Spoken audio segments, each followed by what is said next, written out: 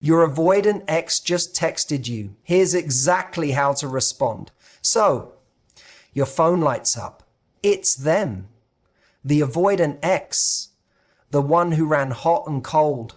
The one who left you feeling like you were always one step away from being enough. And now they've texted you. What do? First, pause. Breathe. This is not an emergency. This is not a rescue mission. This is a test of your standards. When an avoidant ex texts you, it's rarely because they've had a sudden epiphany about how amazing you are and how ready they are to do the work. Most often, it's because they're lonely, curious, or craving a hit of validation. Maybe they miss the comfort you gave them without being ready to give it back. But you've grown, you've been healing, you've been building a version of yourself that doesn't settle for breadcrumbs. So how do you respond? You respond from power, not panic. From clarity, not confusion. When your avoidant ex texts you, your immediate reaction might be to grab your phone, craft the perfect response, or even feel a jolt of excitement. It's natural. This is someone you had feelings for, someone who once held a place in your heart. But this is the exact moment where your strength is tested. Before you do anything, the most important thing you can do is pause.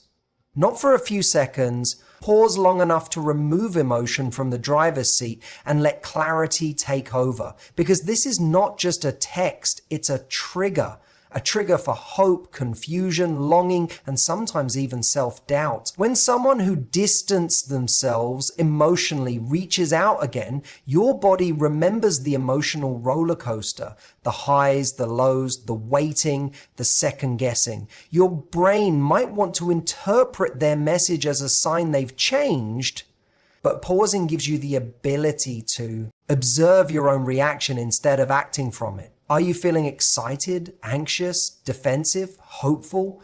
All of those are valid, but none of them should dictate your next move. When you pause, you give yourself a chance to shift from reacting to reflecting.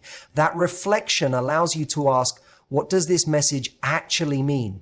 Not what you want it to mean, but what it objectively is. Is it a vague, hey, how have you been? With no real intention behind it? Is it late at night? Is it during a moment they're likely bored, lonely, or in need of attention?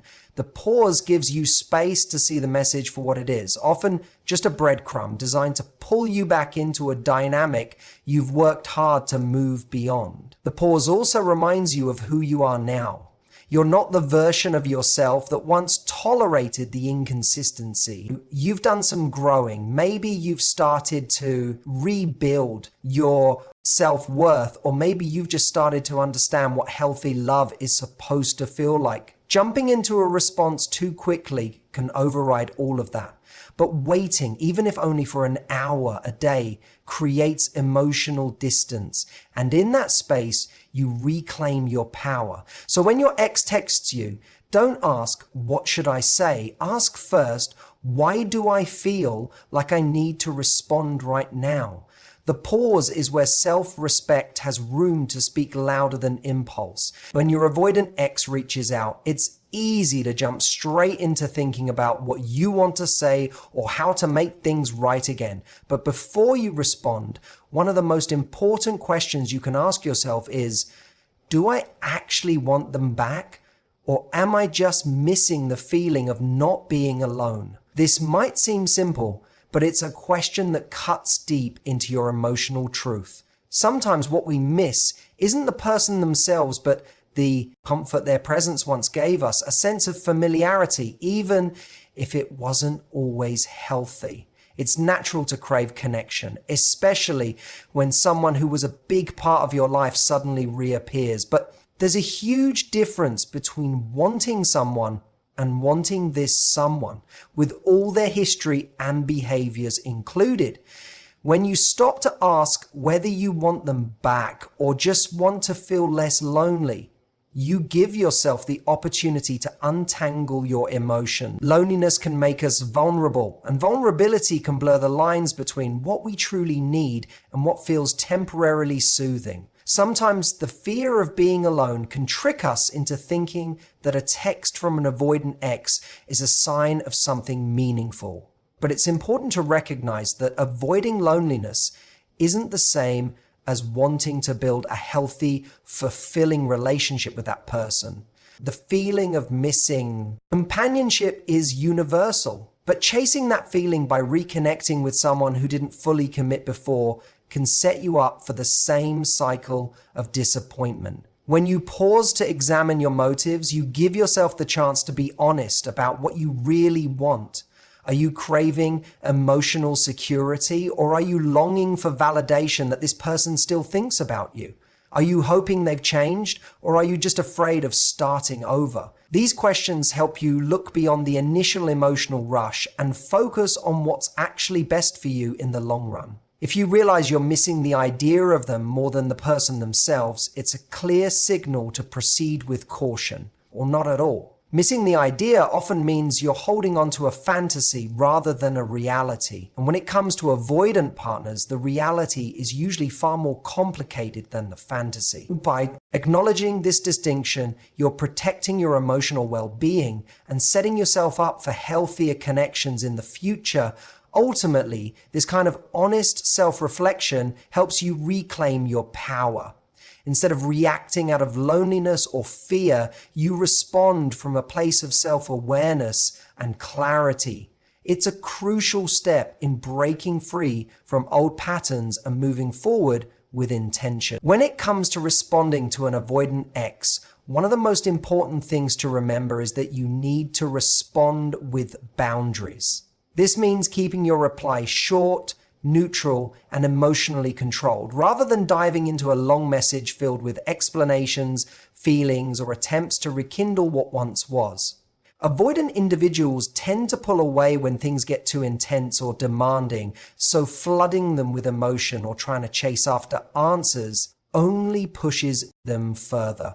Boundaries aren't just about protecting yourself. They're a way to communicate clearly what you're willing to engage with and what you're not.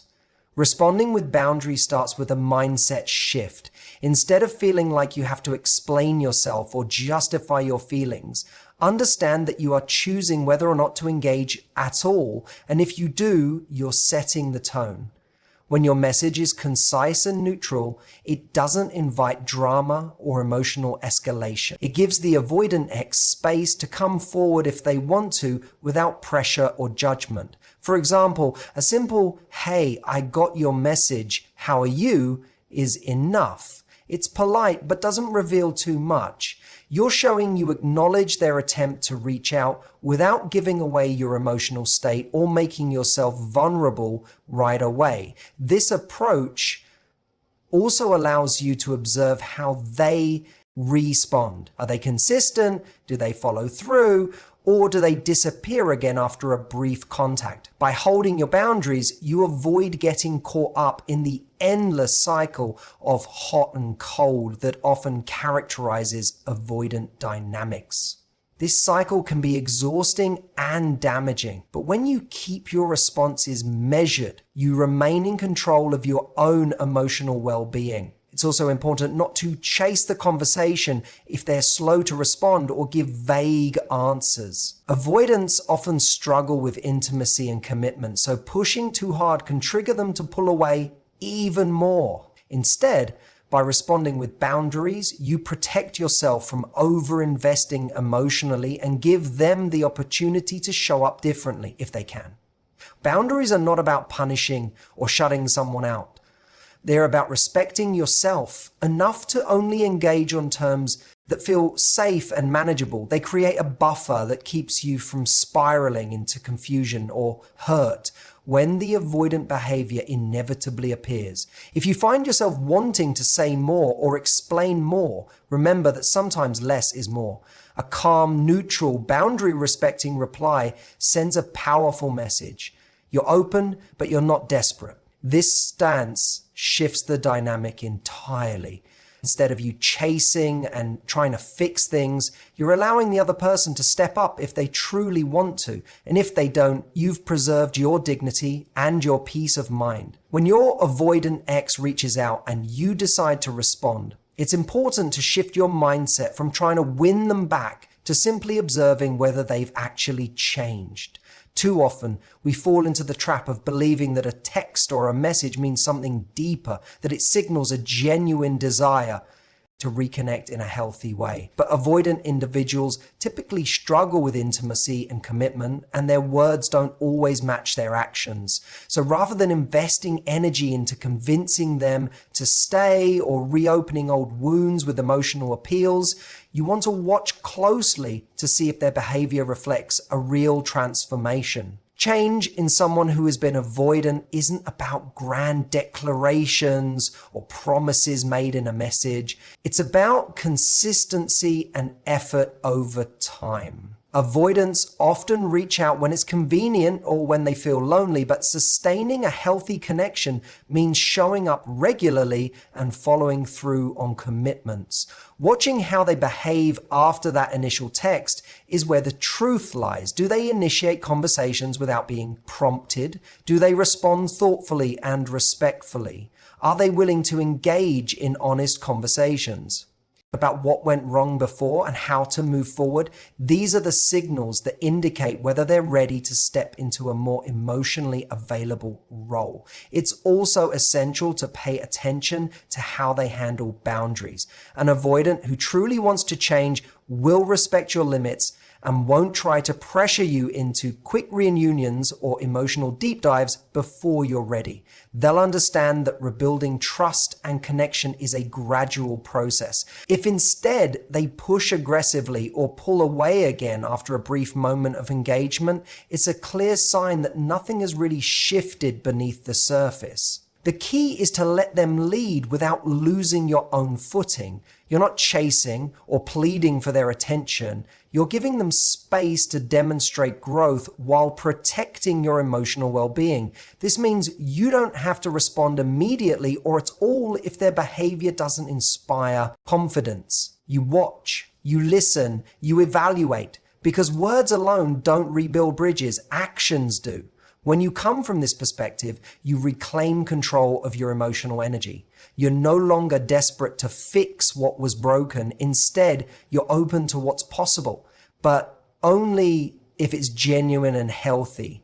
And that kind of clarity protects you from falling back into old patterns that left you hurt and confused before. Watching rather than wooing is the most powerful way to know whether this time is truly different. Silence can be one of the most powerful responses when your avoidant ex texts you. It might feel counterintuitive at first because we're often conditioned to believe that communication equals progress and that ignoring someone means missing an opportunity or appearing weak. But in the context of someone who has been avoidant, who has withdrawn emotionally or physically without explanation, silence can send a clear message without saying a word.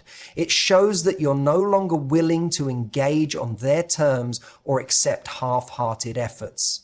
Choosing not to respond isn't about punishment or playing games. It's about respecting your own emotional boundaries and recognizing when the dynamic isn't healthy. When someone repeatedly pulls away or shows inconsistency, responding to every message keeps you trapped in a cycle of hope and disappointment. Silence breaks that cycle by creating space for both of you. For you, it means space to heal, reflect, and regain your strength. For them, it means space to realize what they might be missing, or to accept that you're no longer available to be an emotional safety net without reciprocity. Silence also protects your energy. Every time you respond to an avoidant ex who reaches out sporadically, you risk opening old wounds and inviting confusion. You risk reactivating feelings of insecurity or longing that you might have worked hard to move past. By not replying, you maintain control over your emotional landscape instead of handing it over to someone whose behavior has been unpredictable. It's a way of prioritizing your well-being over the desire to explain, defend, or justify your feelings. Another important aspect of silence is that it forces a kind of accountability. When you step back and don't respond, you're signaling that you're not available for a casual or one-sided connection. It puts the ball in their court to show whether they're serious about rebuilding or if they're just seeking temporary comfort. Often, avoidant partners rely on their targets to chase and reassure them, but silence disrupts that dynamic and makes them face the consequences of their inconsistency. It's important to remember that silence doesn't have to be permanent, but it should be purposeful. It's not about shutting the door forever, but about giving yourself permission to step away until you see genuine change or clarity. And if after a period of silence, they don't make a meaningful effort or continue to be avoidant, then silence becomes the healthiest choice you can make. Ultimately, silence is a form of self-respect. It's a boundary that protects your heart and mind from being caught in emotional turmoil. In situations where words have failed and actions have disappointed, silence speaks volumes. At the end of the day, when your avoidant ex texts you, remember that your response is about honoring your growth and your worth. It's about choosing clarity over confusion, strength over desperation, and self-respect over old patterns. Whether you decide to respond or not, do so from a place of power, not panic. You deserve relationships where love is consistent, where effort is mutual, and where you feel truly seen and valued. Thank you for trusting me to share this with you today. I hope this gives you the confidence and clarity you need when faced with those tricky moments. Remember, your time, energy, and heart are precious. Protect them fiercely. Take care of yourself, stay strong, and keep moving forward. Until next time, be well and keep shining your light.